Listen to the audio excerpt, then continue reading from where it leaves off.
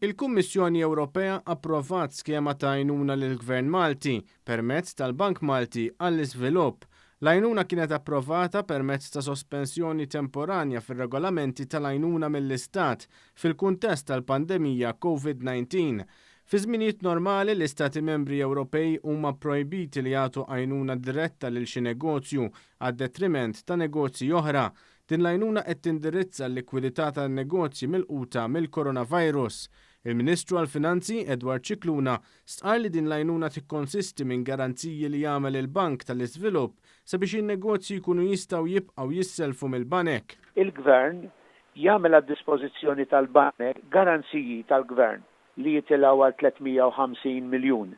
Li bihom il-banek kummerċjali kollha ta' Malta jistgħu jitilgħu fis-self tagħhom b'dawn is-self garantit mill-Gvern sa massimu ta' 780 miljun. Il-Kummissjoni Ewropea qalet li l-proposta Maltija hija konformi mal-kundizzjonijiet stabiliti. Innotat li l-garanzija se jkopru mal-ħtiġijiet tal-kumpaniji għal futur qrib li dawn se jingħataw biss l-aħħar ta' din is-sena li l-garanziji huma limitati għal massimu ta' 6 snin u li l-garanziji ma jaqbżux il-livelli previsti. Il-Kummissarju Ewropew għal kompetizzjoni Margaret Vestager qalet li l-iskema Maltija ta' 350 miljun euro se tkun ta' għajnuna biex in-negozji jkollhom kapital u biex ikomplu b'ħidmiethom f'dawn iż-żminijiet diffiċli.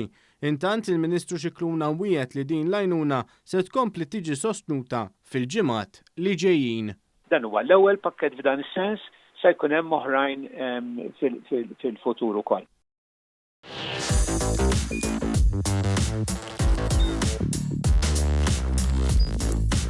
Idħol fuq one.com.mt u hemmhekk tista' tara l-programmi kollha li jxandru fuq One permezz ta' One Play.